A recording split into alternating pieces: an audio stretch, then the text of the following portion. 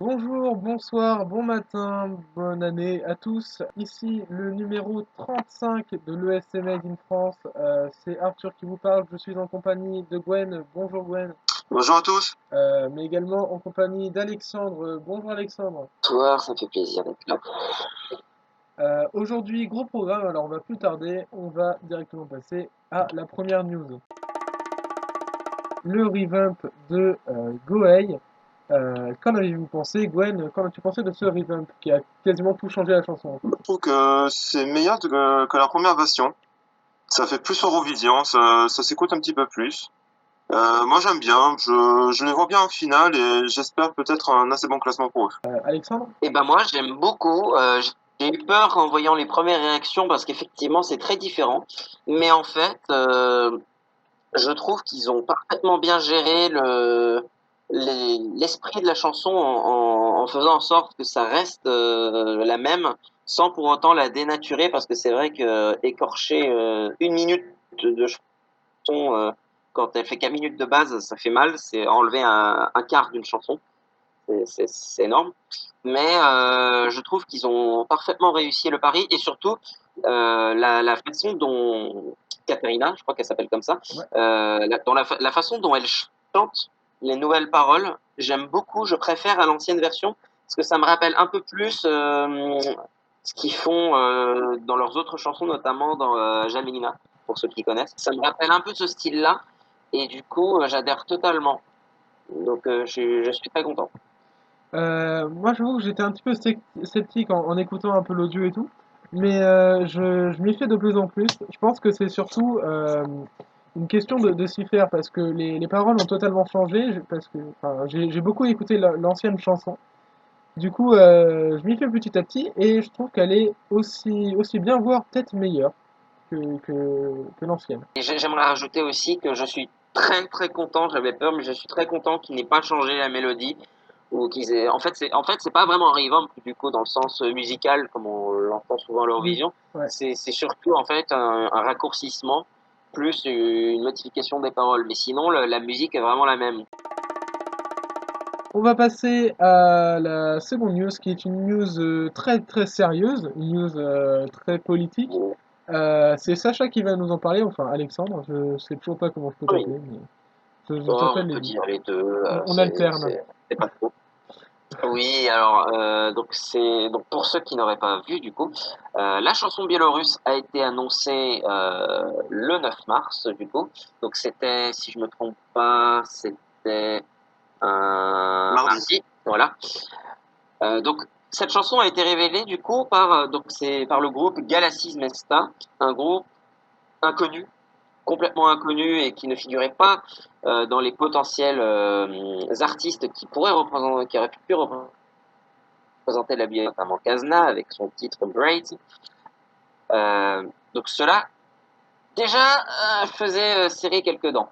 Ensuite, donc il y a eu le nom de la chanson qui a été révélé du coup. Donc il y a une autre Jutibia, je t'apprendrai, je t'enseignerai. Je t'enseignerai quoi? C'est ce qu'on se demandait. Et le fait que la chanson soit en russe et que le groupe sorte de nulle part comme ça, avec un son aussi, comment dire, rustique et des années 70, pas 70 mais 90, ça faisait vraiment bizarre et c'était beaucoup de gens soupçonnaient le groupe, avaient des doutes, etc. Il y avait un truc pas clair. Du coup, les gens, après écoute, sont allés se renseigner sur les paroles et déjà que la chanson n'a pas fait l'unanimité au niveau musical, en plus, il a été découvert, après lecture des paroles, que celle-ci avait un fond, comment dire, très bizarre et assez politique, puisque quand on se penche un peu plus sur les paroles, alors à première vue, on dirait pas forcément qu'il y a que ce soit politique, c'est assez vague, même certains pourraient même dire trop vague pour que ce soit politique. Je vous lis les paroles des extraits. Je t'apprendrai comment danser sur le tuyau de quelqu'un. Bon, à mon avis, donc c'est Somebody's Pipe, mais à mon avis, c'est pas exactement ça. Je t'apprendrai comment mordre à l'hameçon. Je t'apprendrai comment marcher sur un fil. tu seras satisfait, content de tout. Effectivement, tu seras satisfait, content de tout. Ça sonne clairement comme quelque chose qui pourrait être dit lors d'une affiche sur une affiche de propagande, par exemple. Ouais. Et effectivement, quand on regarde l'expression russe, on se rend compte que notamment, je t'apprendrai comment marcher sur un fil. Cela signifie en réalité, en russe, je t'apprendrai comment être sous l'emprise de quelqu'un. Et donc évidemment, sous l'emprise de quelqu'un, bah, vous savez de qui je parle. Du coup, une fois ce sens relativement politique et néfaste a été révélé et connu de tous, de nombreuses voix se sont élevées, notamment sur Twitter et sur YouTube, pour faire disqualifier la chanson. Des mails et des tweets ont été envoyés à l'UER et aux chefs de délégation des pays, notamment de ceux du Big Five, qui sont les plus gros contributeurs de l'Eurovision et dont l'argent public servirait du coup indirectement à faire à assurer la participation et à assurer la diffusion d'une chanson de propagande d'un État autoritaire. Forcément, on peut dire que ça ne plairait pas vraiment à France 2.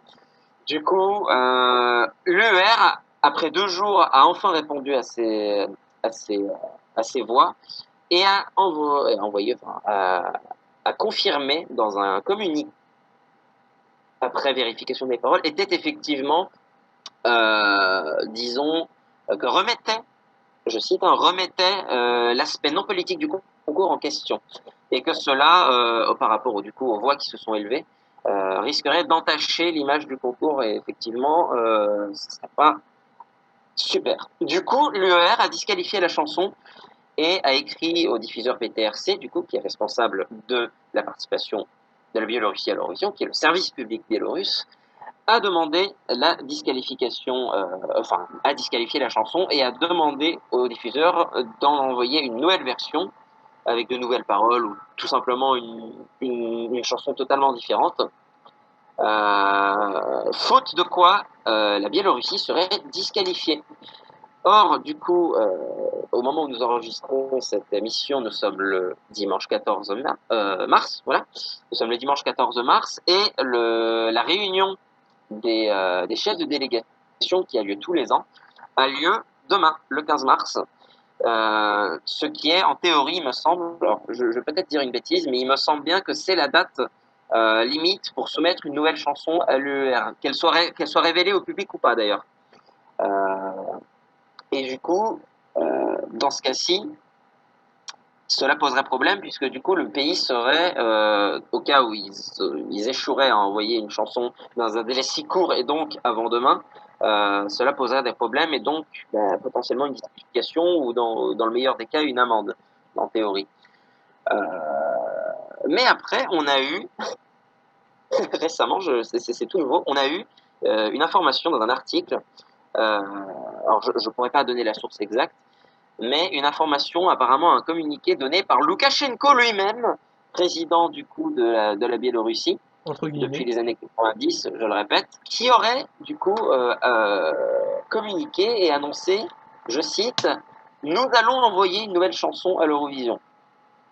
Alors effectivement, vous comprendrez bien que le fait que ce soit Loukachenko lui-même qui parle au nom du diffuseur public de Biélorussie, pose d'énormes, comment dire, c'est très inquiétant. On n'en sait pas plus pour l'instant. Il faudra observer ça de plus près.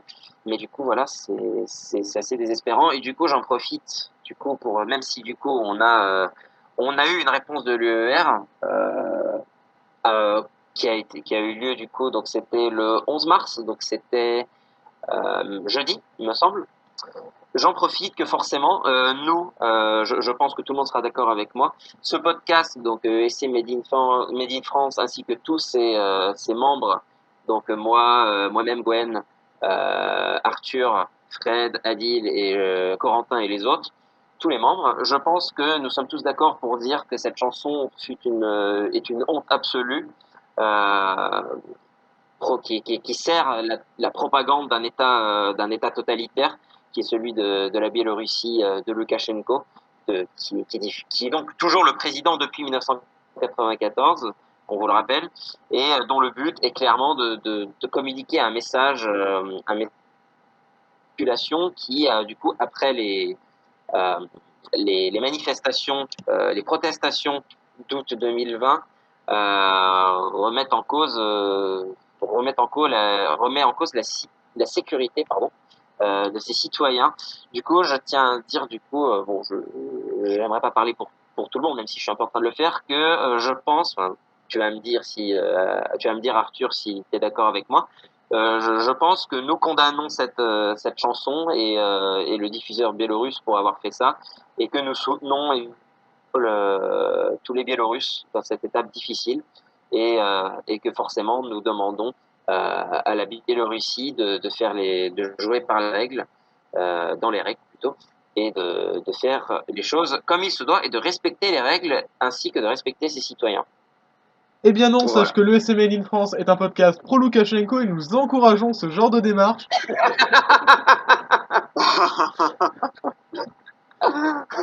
J'ai regardé la réaction du coup d'un youtubeur ukrainien.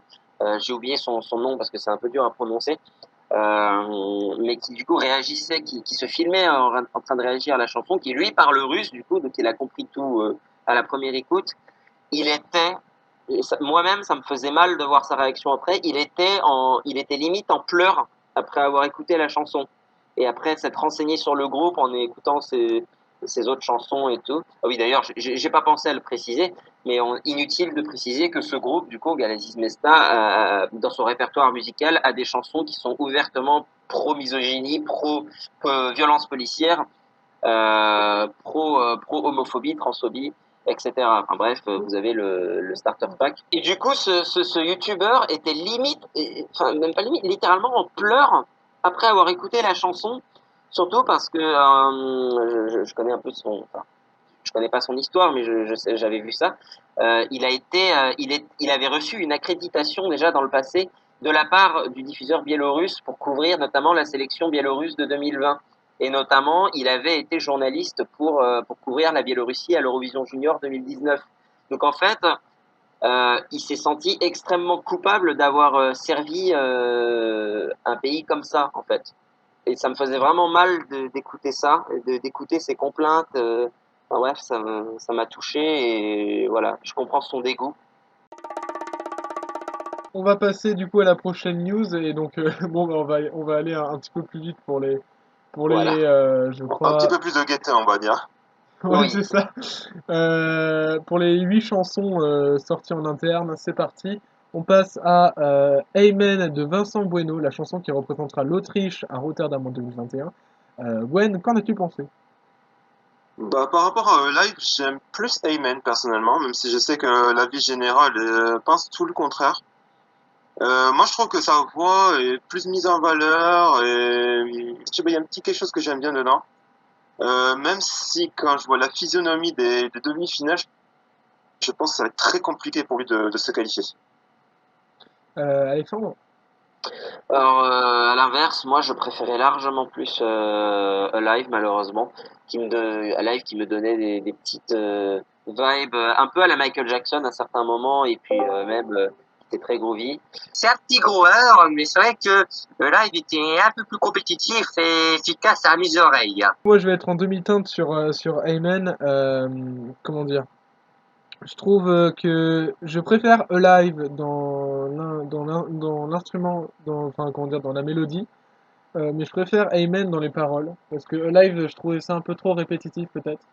Euh, je préfère Amen dans les paroles que je trouve, bah, franchement, je trouve que c'est intelligent ce qu'a fait Vincent Bueno, c'est qu'il s'est pas contenté d'un seul genre musical, il a su s'adapter à un autre répertoire, et je trouve ça assez intelligent de vouloir un petit peu changer, de bousculer les codes en proposant quelque chose de totalement différent par rapport à l'année dernière. On va passer à la chanson de G. Jones Tears qui s'appelle Tout l'univers. Adil, qu'en as-tu pensé? Alors, tandis que je trouve mon commentaire sur le forum. Alors, déjà, c'est une bonne chanson en soi, Vous savez que j'ai un petit peu mal avec les aigus. Rien que pour ça, je préfère un peu le répondez-moi que tout l'univers. Même si avec son qualif, la qualif est sans doute une formalité. Et finalement, on peut comprendre pourquoi Madame Monsieur était tombé amoureux de répondez-moi lors de l'Eurostream. On a vu les commentaires des fans, c'est quasiment l'unanimité. Gwen, qu'as-tu pensé de tout l'univers? Bah, je sais que c'est l'unanimité concernant justement notre cher Guillaume Sears, mais c'est peut-être moi personnellement, je suis pas fan du tout. J'étais pas fan de Répondez-moi, mais je suis encore moins fan de tout l'univers. C'est peut-être, je sais pas, c'est peut-être pas ma tasse de thé ou je sais pas, je saurais pas trop quoi en dire plus. Après, j'ai l'impression aussi que parfois, au niveau français, on a un peu du mal à le comprendre. Alexandre? À l'antipode de vous deux, du coup, j'adore. Si c'était pas pour, dis-moi donc, je sais plus quel pays, ce serait sans doute mon favori. D'ailleurs, je pense qu'à ce point-là, c'est mon favori. C'est une chanson qui est absolument magnifique. Déjà, j'adore et Répondez-moi, mais mais en fait, la personnalité de John, sa voix et tout ça, j'arrive vraiment à l'identifier dans la chanson. Et surtout, c'est la chanson a quelque chose, un sentiment que je retrouvais dans beaucoup de chansons à l'Eurovision, sur lequel j'arrivais à m'ambiancer et tout, mais que je retrouvais jamais dans une chanson en français. Et ça me faisait vraiment, je me suis dit, mais j'arriverai jamais à aimer un truc, une chanson, une balade, de la même manière, mais qui soit en français. Je me disais que ça n'arriverait jamais. Eh ben, j'avais tort. Et c'est ce que tout l'univers m'a apporté. Donc vraiment, vraiment super fan. Personnellement, je trouve que cette chanson aurait pu être chantée par Grégory Le Marchal. Cette chanson, j'ai analysé un petit peu les paroles et du coup, j'ai décelé des messages sur le fait que c'est très mis en évidence par rapport au clip et tout. Ça parle, il me semble, de la dépression et le fait de s'aider soi-même à sortir de ce genre de phase et tout. Ah ouais? Tout le, comment dire, tout le, enfin, c'est ce que j'ai interprété. Du coup, ça correspondra au fait qu'il se sauve lui-même sur la fin du clip. À voir ce qu'il nous proposera à Rotterdam. Je disais avant l'enregistrement, la chanson a l'air compliquée à chanter. Donc il n'a pas pris un choix facile. Mais je pense qu'il peut le faire. Il ira en finale et je vous souhaite bonne chance. Et ça fait combien de temps qu'une chanson en français n'a pas gagné d'ailleurs? J'ai oublié. Genre depuis 88, oui, il me semble que Ouais, c'est ça. Céline Dion. c'est ça. Céline Dion, ouais, Ouais, pas c'est sans moi. mignon. Bah, ce serait très bien. Ce serait très bien qu'une chanson en français gagne l'Eurovision. Alors ce Ouais, sera j'avoue. peut-être Voilà, ce sera peut-être tout l'univers. On passe à la Grèce, la chanson de Stefania, Last Dance. Adil, qu'en as-tu pensé? Alors, c'est moins dans le genre style un peu rétro 80 qu'on a eu avec The Weeknd, mais ça ressemble plus au style de Dua Lipa qui a fait un carton cette année. Bon, je la trouve bien efficace que Supergirl, même si selon mes goûts perso, je préfère un peu la chanson de l'année dernière. Hein. Enfin, en tout cas, le clip est stylé, ça va aller en finale. Voilà, rien de plus. Gwen?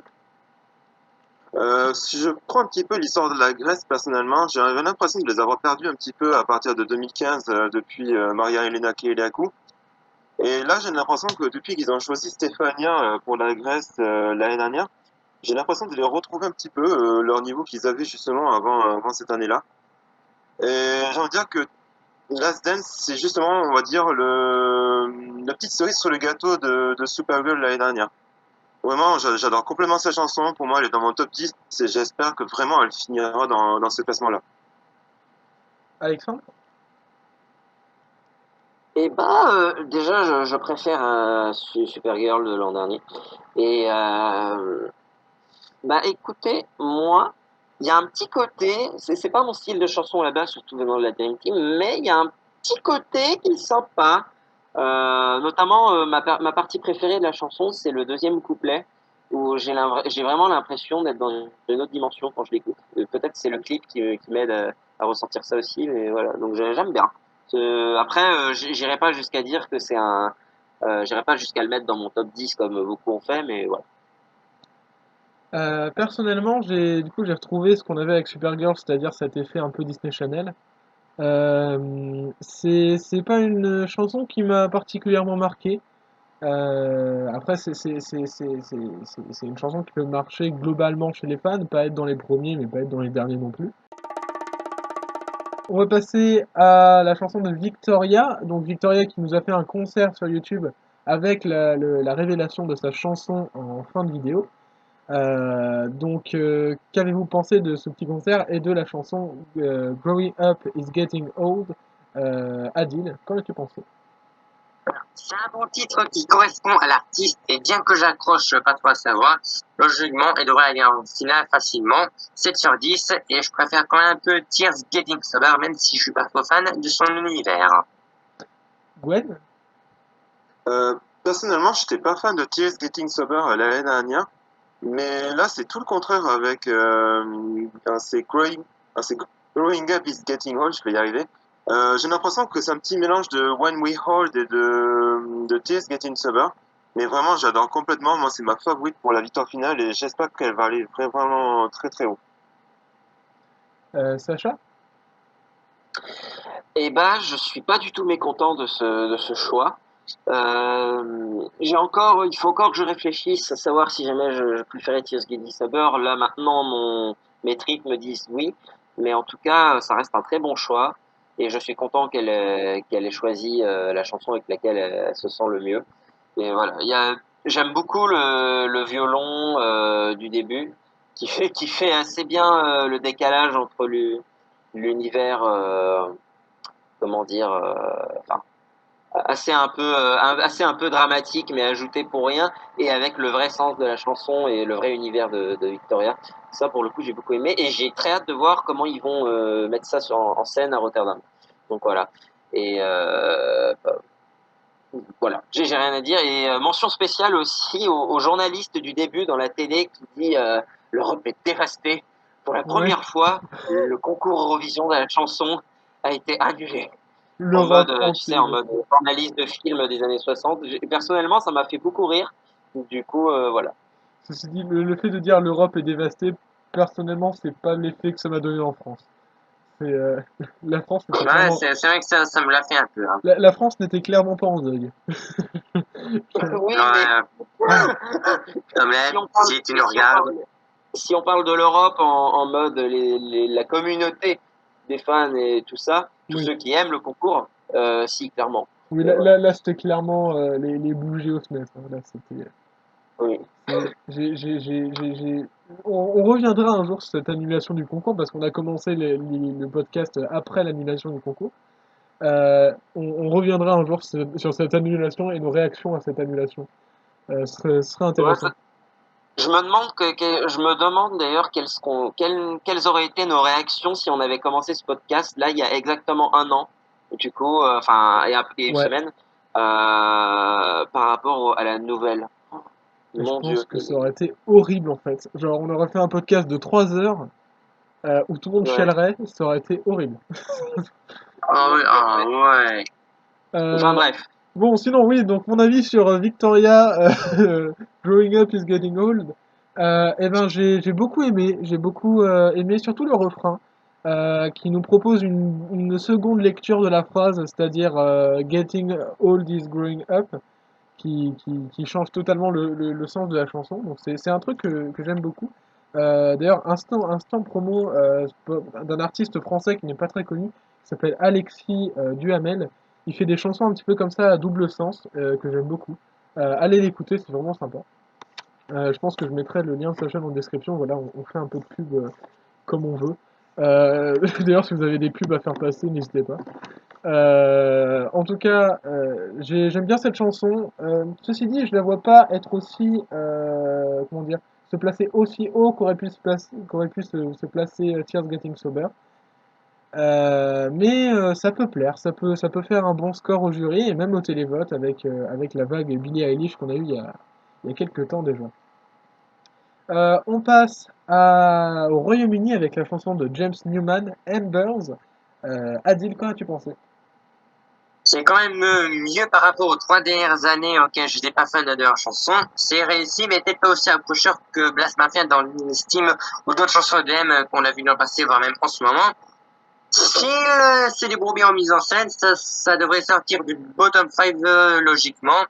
Et je suis quand même pas aussi confiant. Gwen? Bah, je rejoins ce que tu as dit concrètement, hein. C'est mieux que les précédentes années, ce qu'ils nous ont proposé. Même si je sais pas si ça peut terminer vraiment dans le haut du classement. Sacha? Et bah, ça reste une bonne chanson pour le Royaume-Uni. Euh, faut voir comment ils vont mettre ça en scène. Je pense que ça va être l'élément déclencheur. Moi, je suis pas forcément fan des trompettes là, enfin, bref, des instruments avant dans la chanson.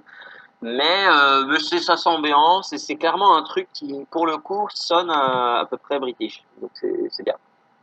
Bah, personnellement, j'aime bien, ça fait un peu soul, un peu funky. Les paroles sont peut-être un peu trop répétitives. Je pense qu'il n'y avait pas trop d'inspiration dans les paroles pour le coup. Mais j'aime bien l'instrumental qui fait vraiment funky et tout.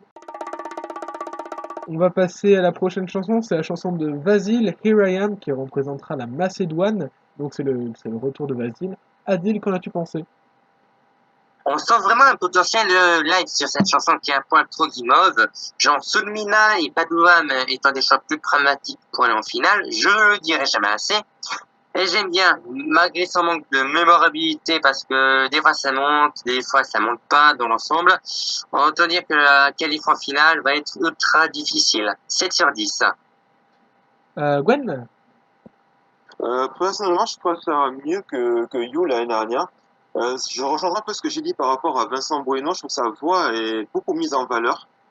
C'est un peu dans la même lignée que Proud de Tamara Todeska. Je dirais que s'il se qualifie, c'est surtout grâce au jury, mais par contre, c'est pas une chanson que je verrais avoir beaucoup de points au télévote. Bon, peut-être des points de la diaspora.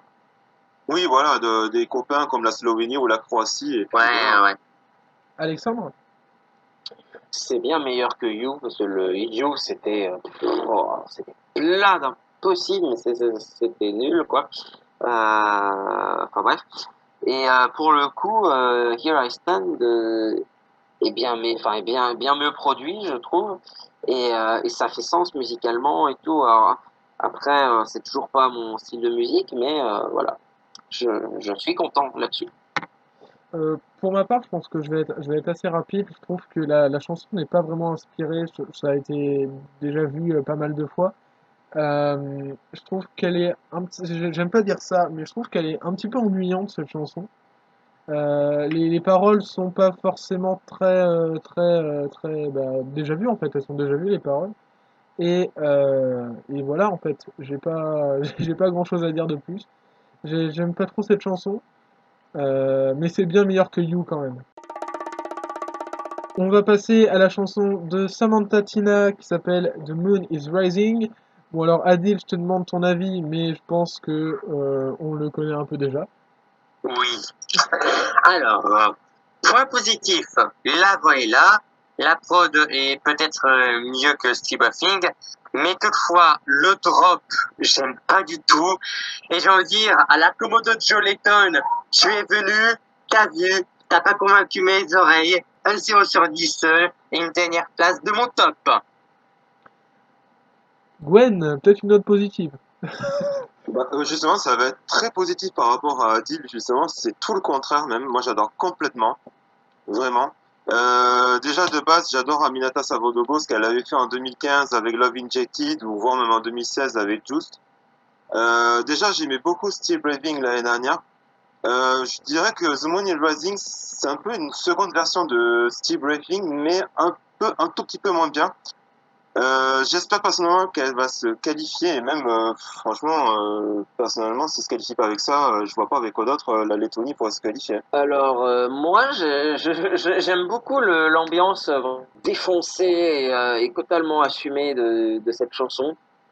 Je dirais même qu'elle s'assume mieux que celle de l'an dernier. Donc j'ai oublié comment elle s'appelait. Ah oui, Still Breathing, voilà. Euh, Et sinon, après, par contre, ça pourrait totalement louper la finale. Pour moi, je vois totalement ça, cette chanson louper la finale. Tout comme je la vois se qualifier. Mais pour moi, ça peut très bien rester en demi-finale. C'est parce que c'est pas, à mon avis, ça parlera pas à tout le monde. C'est un style qui peut paraître brouillon pour certains. Donc voilà, faudra voir. De toute façon, on aura la réponse dans 2 mois. Eh bien, pour ma part, j'ai complètement adhéré au couplet, mais le drop, le refrain, je peux pas. J'arrive pas à aimer ce refrain. Je trouve qu'il est, en fait, je pense que les drops de Samantha Tina sont pas vraiment bons. Limite celui de Steel Blessing était bien meilleur. Euh, mais ouais, du coup, j'ai pas réussi à adhérer au drop et au refrain en général. Mais par contre, les couplets me mettaient vraiment dans l'ambiance et tout. Et ça m'a vraiment, genre, quand le premier refrain est arrivé, je me suis dit, ah, c'est dommage. J'aurais bien aimé que ça continue dans la lignée du couplet, mais bon, c'est peut-être un résultat un peu déçu, peut-être, pour ma part. On va passer à une chanson qui a extrêmement divisé, la chanson de Rafale, qui représentera la Pologne, The Ride. Adil, qu'en as-tu pensé? En fait, pour expliquer un peu la haine, il est un peu animateur télé. C'est un peu merde. Un animateur télé un peu l'équivalent local de Cyril Hanouna. De Cyril Hanouna auquel il veut un peu se convertir à la chanson. Mais en soi, la chanson n'est pas vraiment mauvaise. C'est vrai que c'est dommage qu'ils n'ont pas reconnu Alicia, même si j'étais pas un grand fan de Tempire. Bon, là, je vais pas mentir qu'en fait, c'est vraiment Dua Lipa, The Weeknd, Echo Plus. Il sera de justesse en finale, mais ça va être extrêmement compliqué. 6/10. Gwen? Personnellement, j'étais un peu surpris qu'ils aient choisi justement le présentateur du concours Eurovision Junior de l'année dernière. J'aime bien les couplets, j'y y arriver. Mais je suis pas fan du tout du refrain, je le trouve pas original, je le trouve trop pas accrocheur. Je dirais même à dire que cette chanson, c'est un peu une chanson qui aurait pu être rejetée au Melody Festival, hein. Franchement, personnellement, je le vois pas du tout en finale. Alexandre. Alors, tu viens de m'apprendre à l'instant que celui qui chante la chanson était effectivement le présentateur du junior de l'an dernier. J'avais absolument pas remarqué. Et tu me le fais par cette information, voilà. Sinon, pour la chanson en elle-même, euh, j'ai pas compris pourquoi ils ont pris ça au lieu de reprendre Alicia, qui d'ailleurs a été très dégoûtée sur Instagram. Mais bon. Sinon, la chanson en elle-même, j'aime bien, ça fait, je sais pas, ça fait un côté un peu, comment dire, je pourrais bien voir ça en boîte de nuit, mais après, c'est pas ça qui va forcément se qualifier. Je sais pas trop quoi dire sur cette chanson. Mais j'aime bien, il y a un petit côté, malgré la haine et tout, le fait que ce soit le petit aimé de TVP, j'aime quand même bien le fait que, enfin, je sais pas, il y a un truc qui me pousse quand même à aimer cette chanson, même si tout le monde la déteste. Bah, décidément, en tout cas, être présentateur au junior ouvre vraiment des portes, parce que c'était le cas de Zena aussi, qui avait présenté le junior en 2018, et qui s'est retrouvé l'année d'après à représenter la Biélorussie. Euh, En tout cas, pour ma part, c'est vraiment, je sais pas. Oui, oui, Polygenova, oui, c'est vrai, Polygenova aussi, Gwen qui nous dit ça Mais aussi en 2015 et par- 2016. c'est vrai qu'on n'a pas d'oreillette, du coup il nous dit ça par le texte. C'est vrai que Polygenova avait présenté le junior, mais décidément, mais allez présenter le junior et faites l'Eurovision ensuite, quoi. C'est clairement ça. En tout cas, je sais où ils ont tourné. Enfin, ils ont tourné le clip au musée du Néon à Varsovie. Puis je suis extrêmement dégoûté par le fait qu'Alicia n'ait pas été reconduit par la chaîne TVP. Euh, et franchement, je pense que ça me repousse un petit. C'est ce qui me fait me faire un peu. Enfin, comment dire? C'est ce qui me repousse un petit peu dans la chanson, c'est le fait qu'Alicia ait été laissée sur le bord de la route comme ça. Euh, Mais sinon, à part ça, la chanson est pas mauvaise. Elle est juste vraiment calquée sur les derniers, les récents succès américains. Donc bon, bah ça, à mon avis, ça se qualifiera pas en finale, mais voilà, je suis d'accord avec Adil sur le fait que si ça se qualifie, ce sera vraiment de justesse. Ce qui aurait dû être le gagnant en 2020, selon beaucoup de gens, Daddy Frère ou alors son groupe un petit peu fictif, Daddy Okanamagni, ont sorti leur chanson 10 Years. Ils l'ont dévoilé hier, à l'heure où on enregistre. Adil, qu'en as-tu pensé? Je pense que tu adores, c'est ça? Ouais. Mais attention. Effectivement, ça a l'air moins impactant que Think About Things à voir avec le clip. Mais la chanson est une réussite et le point avec les cœurs que j'en fais partie, oui, Sylphina acquise et le top 10 public aussi, c'est un 9 sur 10 que j'attribue et la troisième place de mon top. Et j'ai fait un petit mashup que pour moi, Daddy Frère, vu que typiquement c'est ce que je devrais adorer, c'est un peu le groupe britannique Star Sailor. Ceux qui se souviennent de Fourte de Flore, qui est un peu mon obsession du moment, bah, c'est un peu le même délire.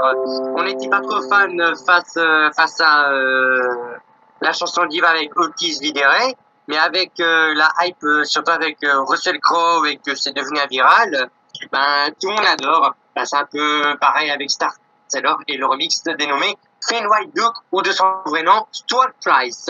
C'est un peu le même destin, je pense. Gwen?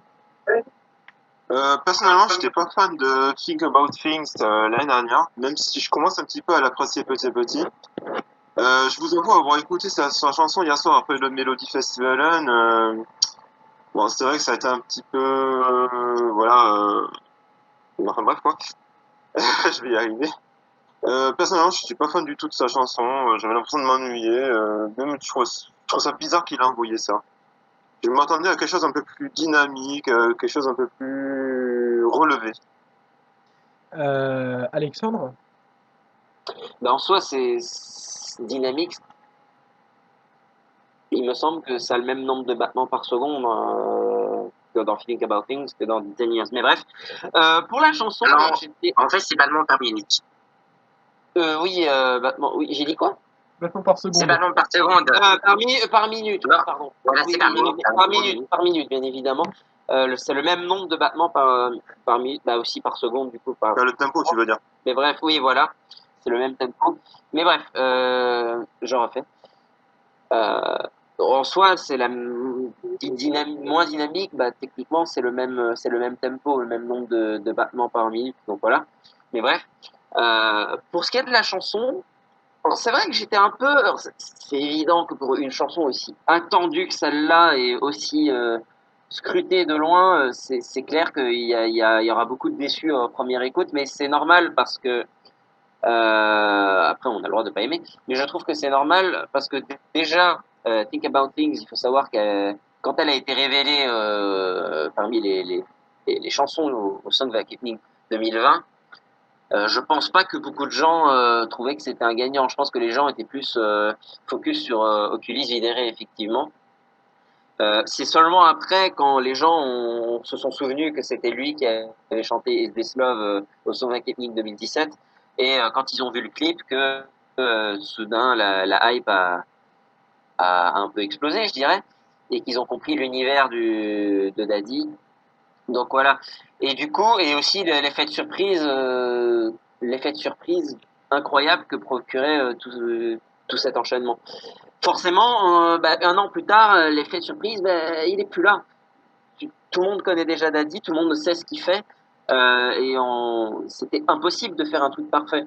Donc du coup, après, c'est vrai que la chanson peut ne pas être, voilà. Bon, moi, personnellement, j'ai beaucoup aimé. Je trouve que c'est un peu plus chill que Think About Things. C'est moins, je dirais pas que c'est moins dansant, mais je trouve que c'est peut-être un peu moins impactant. Faudra voir en fait. Ça va vraiment dépendre du, du packaging final. Mais est-ce que ça peut gagner l'Eurovision? Faut voir. Pas sûr, mais je serais très content qu'il gagne. Et il le mérite parce que, après tout, ça reste un concours de chant. Et, euh, et je ne m'étonnerais pas de voir cette chanson gagner. Je trouverais pas ça démérité. Mais du coup, voilà, je sais plus où j'en étais. Je crois que j'étais en train de dire un truc, mais après je me suis égaré. Mais Oui, voilà. bon, je sais pas. Je suis d'accord avec toi sur le fait que c'est plus chill, ça m'a plus fait penser à Is This Love, sa proposition en 2017, Ouais, que Think About Things. Et pour ma part, 10 Years, j'adore absolument. Je comprends qu'on peut être un peu sceptique, parce que c'est clair, je suis d'accord avec toi, c'est une chanson qui a été très attendue. Mais je pense qu'elle va faire un petit peu comme Think About Things, qui n'avait pas forcément convaincu tout le monde au Song of Epine. Je pense qu'elle va faire, comme l'an dernier, en fait, monter petit à petit dans les classements de chacun. Je trouve que il a un univers qui est très communicatif, qui d'ailleurs, j'étais dans un mood un peu triste hier soir. Euh, Pas à cause du Melody Festival N, hein, je suis content pour tous, mais j'étais dans un mood un peu triste et il m'a remonté le moral en 3 minutes. Donc euh, j'espère vraiment qu'il marquera les esprits à l'Eurovision, que son aventure s'arrêtera pas qu'en demi-finale, et j'espère qu'il fera un très bon score en finale. Je suis tout cœur avec Daddy, c'est pas mon premier, mais il n'en est pas loin. En fait, je pense que sur tout ce qu'on a eu là jusqu'à présent, j'ai 6 favoris, et Daddy en fait partie. J'ai hâte de voir ce que ça va donner à l'Eurovision. J'ai hâte qu'ils s'éclatent sur scène, qu'ils donnent tout ce qu'ils peuvent. Et ouais. on leur souhaite bien évidemment bonne chance. J'aimerais aussi rajouter vite fait que j'adore les lumières du clip, enfin du clip entre guillemets parce que c'est pas le clip définitif, mais les lumières de la prestation live sur la chaîne islandaise avec ce mix de vert et de bleu. Oh là là, mais qu'est-ce que c'est beau à voir! Donc voilà. Et sinon, les éléments, notamment les guitares en feu, enfin qui font des étincelles, forcément grande addition à classique. Enfin, Et les guitares, piano, clavier, calculatrice. ouais, voilà. Et d'ailleurs, c'est pas fini parce que on sait qu'il y aura d'autres instruments dans cette performance puisque c'est Daddy lui-même en fait qui l'a dit dans sa story Instagram. Donc voilà, à mon avis, on n'est pas au bout de nos surprises. Oui, d'ailleurs, je sais Et pas si vous connaissez, du coup, je le rappelle au cas où, l'origine de ces instruments. C'est en fait une manière de se moquer des instruments oui, préenregistrés à l'Eurovision, voilà. que d'inventer des instruments comme ça. Et je trouve que c'est vachement habile. On va passer à la sélection nationale la plus secrète de tous les temps qui va nous être expliquée par Alexandre. Donc, comment s'est passé Russia You Decide? Alors, je vais pas épiloguer sur ce qui s'est passé avant, je l'ai déjà dit dans l'épisode précédent, mais du coup, au final, Little Big n'ont pas été reconduits. Officiellement, c'est eux qui ont décidé de ne pas revenir parce que, je cite, ils ont voulu donner la parole, entre guillemets, confier le, la joie de représenter la Russie à d'autres artistes. Après, je sais pas si en réalité ils ont été éjectés enfin rejetés par le diffuseur parce que leur chanson n'était pas, notamment Sex Machine, qui est leur dernier single, n'a pas été assez bon. On ne saura jamais. Mais pour ce qui est de la sélection, on a eu donc le nom des trois compétiteurs, enfin des trois candidats pour représenter la Russie le jour même. Donc ces trois-là étant Termites, Dviemaché et Manija, du coup, qui est la gagnante, qui a gagné, qui a remporté cette sélection.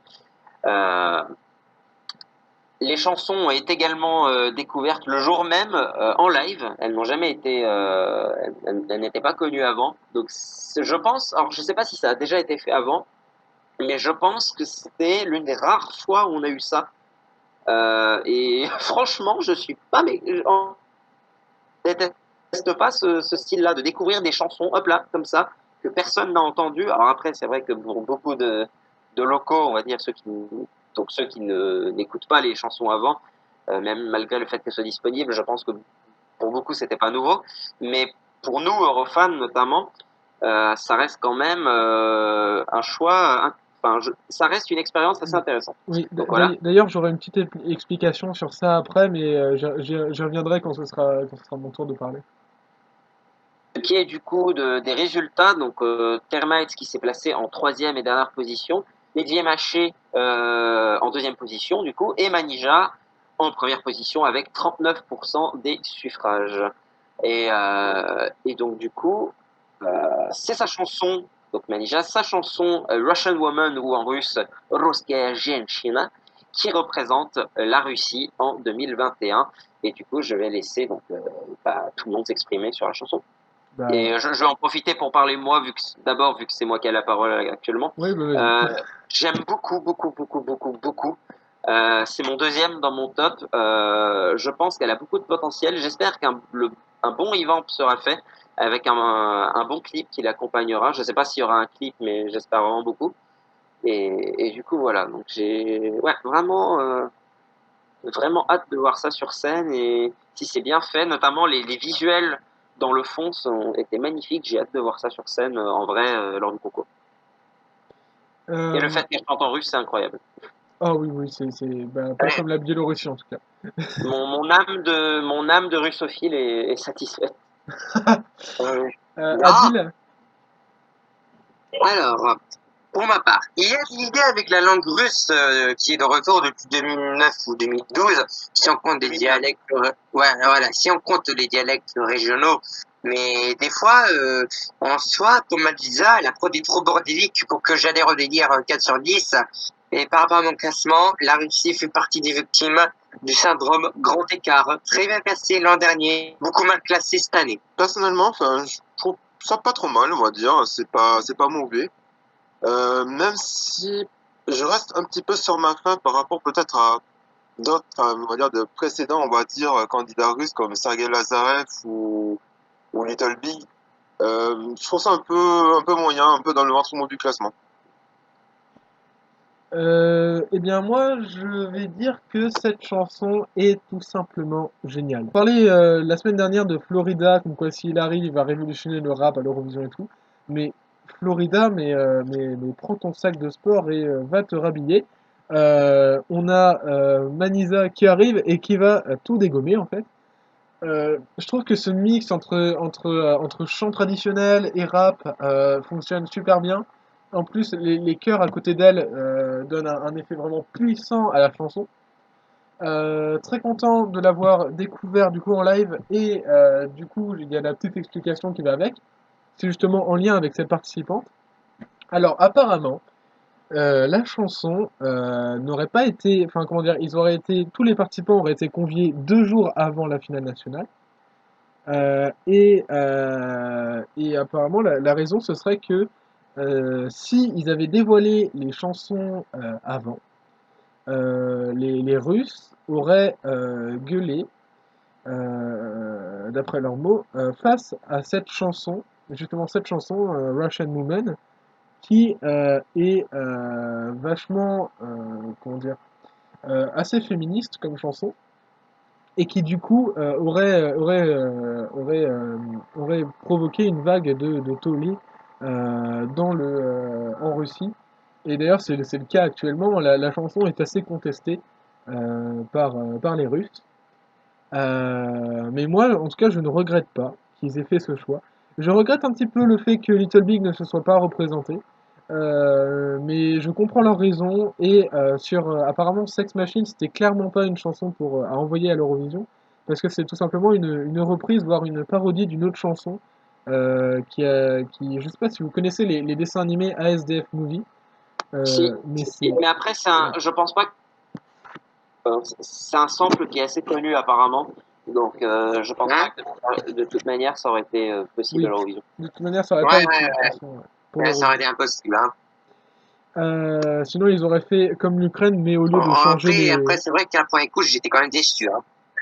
Oh, moi je suis pas déçu, franchement, c'est du pure Little Big, hein, la chanson.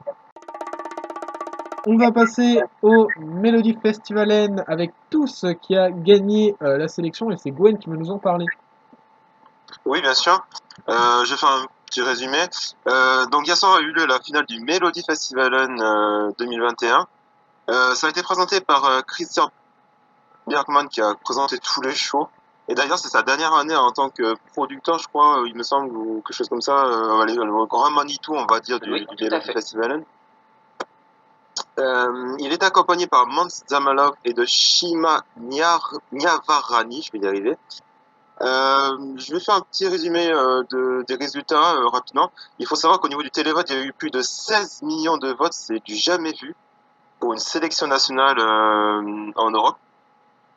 Alors, je donne le résultat rapidement, hein, le top 3 rapidement. The Mamas à la troisième place avec In the Middle avec 106 points. À la seconde place, Eric Said avec Every Minute avec 118 points. Et donc, comme tu as annoncé précédemment, tous avaient Voices à la première place avec 175 points. Il faut savoir qu'il a quand même raflé tous les votes du public et à peu près tous les votes du jury. Merci Gwen. Adil, qu'en as-tu pensé du coup de cette Alors, chanson de Voices? bon. Alors, mon avis est simple. Même si ça respire pas l'originalité parce que c'est vu un peu du revu, c'est pro, c'est quali, ça fera pronto top 10 et 20 ans. Je donne un 7 sur 10. Et pour la petite histoire, c'est que même si j'aime beaucoup d'auteur avec Littleton, et c'est quand même un peu quoi qu'il s'est fait encore battre encore une fois d'un point par les Mamas. Et oui, d'auteur, la malédiction de Melfest, se fait battre d'un point par les Mamas. RIP.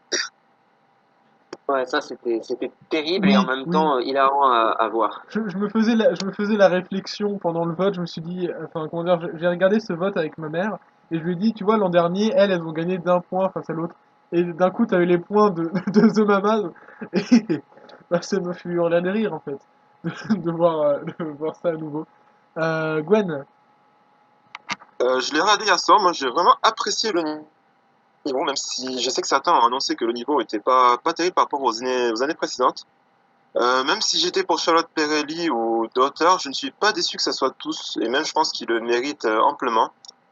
Moi j'ai juste eu la surprise de voir les Clara un petit peu haut au jury, ou voire même au public. Sinon, je pense que tous, à mon avis, va faire un bon classement. Voilà, je lui produis vraiment de bonnes choses pour cet horizon 2021. Alexandre, Et bah, je suis très content. C'était mon favori pour la Suède avec Eric pas loin derrière, Dani et autres. Franchement, alors on passera outre les commentaires racistes et tout ça. On n'est pas là pour ça et c'est pas, ça n'aura aucun intérêt, et ça n'apporte rien de bon. Mais sinon la chanson, je sais pas si peut, ça fait très, enfin comment dire, la chanson fait vraiment, a vraiment une énergie de type, on refait top 5 à l'Eurovision, mais voilà quoi, et genre pas plus, pas moins. Ça fait vraiment encore ce type de chanson qui s'inscrit dans la malédiction de la Suède à faire top 5 à chaque fois depuis quelques années. Donc il faut voir si jamais ça refera la même chose. En plus, c'est une année qui quand même est assez puissante. Il faudra voir.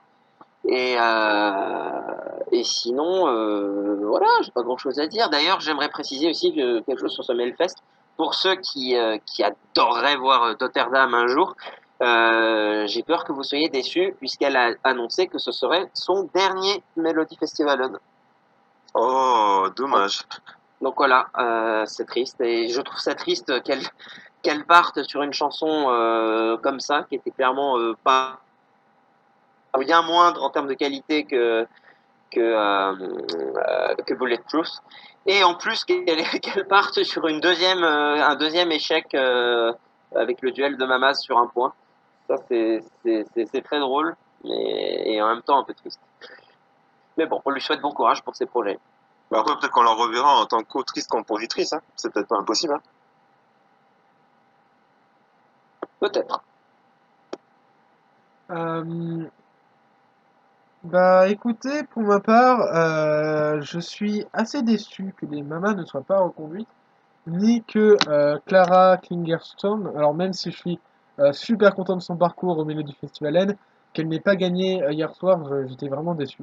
Je trouve qu'elle aurait fait un malheur à l'Eurovision et ça aurait été une entrée assez originale pour la Suède. Mais soit, du coup, tu as gagné avec Voices.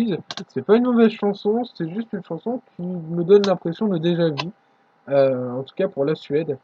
Je pense que il fera un bon score, mais peut-être pas un top 10, hein. Je pense qu'il va faire un petit peu une Benjamin Grosso, c'est-à-dire qu'il peut avoir beaucoup de points au jury, mais très peu de points au télévote. Euh, En tout cas, voilà, mon avis sur tous, très rapide, parce que j'en pense pas grand-chose, je la trouve sympa, mais sans plus.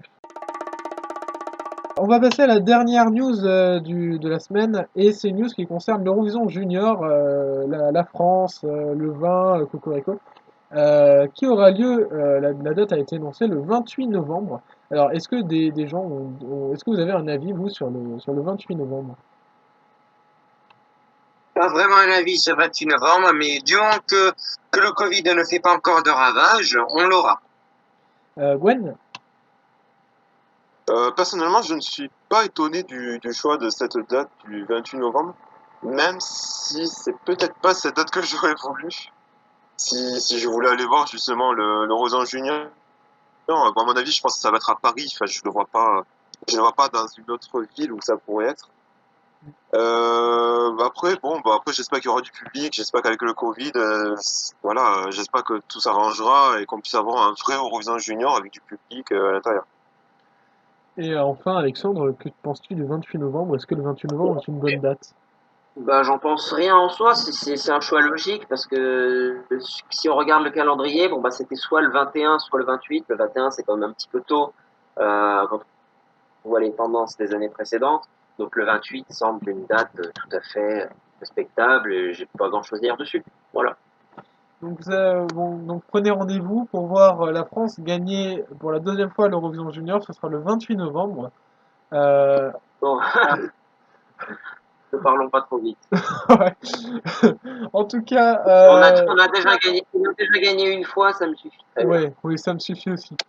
Euh, et on espère que les télévotes changeront, bien évidemment. On cesse de le répéter, mais on espère cruellement que les télévotes vont changer. En tout cas, merci à vous trois d'avoir été présents. Merci à Did d'avoir été là. Merci beaucoup. Merci Gwen. Merci beaucoup. Merci Alexandre. Mais merci toi aussi et pas de souci, et à bientôt. Et surtout, merci notre communauté d'avoir tenu, pour ceux qui ont réussi à tenir aux alentours d'une heure cet enregistrement.